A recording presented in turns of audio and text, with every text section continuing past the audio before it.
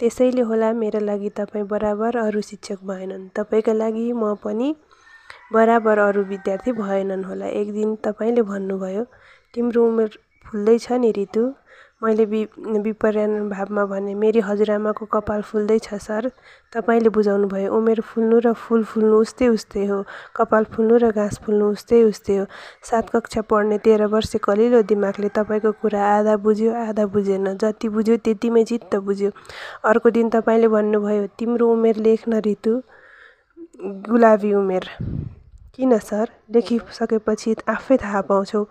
हुन्छ भन्न पनि सकिनँ, हुन्न भन्न पनि सकिनँ। भूत अबोध थियो, वर्तमान बुझ्न खोज्दैछु। भविष्य रहस्यमय छ, थाहा छैन भविष्य लेख्न लायक हुन्छ कि हुँदैन।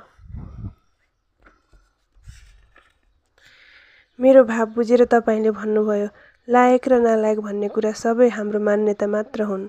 तपाईँको कुराले म अलिअलि अल्मलिएँ, अलिअलि खलबलिएँ। तपाईँले लेख्ने तरिका बताउनुभयो, उमेर भोग्दै जाँदा लेख्दै जाऊ र प्रत्येक वर्ष मलाई बुझाउँदै जाऊ। ढिलो गरे कतिपय भोगाइ र अनुभव सम्झनामा समेत नरहने गरी मेटिएर जान्छन्। मैले भने, सर, स्कुलको परीक्षा 3 घन्टाको हुन्छ, तर तपाईँले दिनुभएको परीक्षा त 7 वर्षको। यति लामो परीक्षा दिने धैर्य मसँग छैन।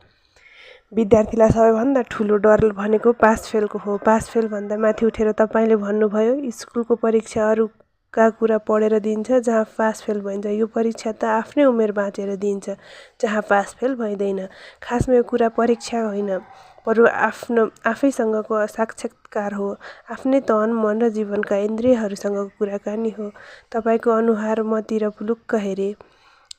फेल भइएला भन्ने डर नलागेर होला फ्याट्ट भनेछु। हुन्छ। तपाईँको अनुहार उज्यालो भयो।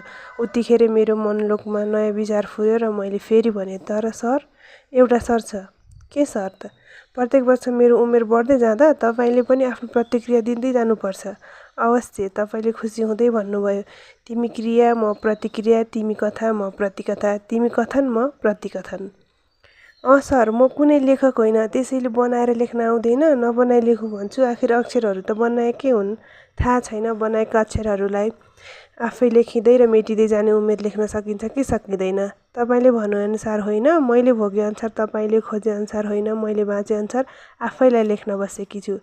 तपाईँले भन्नुभएको सम्झिएँ, तिम्रो उमेर काँचो छ रितु। काँचो उमेरका अनुभवहरू पनि काँचा हुन्छन्। काँचा भए पनि बुद्धिले नजितेका अनुभवहरू साँचा हुन्छन्। थाहा छैन मेरा काँचा अनुभवहरू कत्तिको साँचा भए अक्षरहरूमा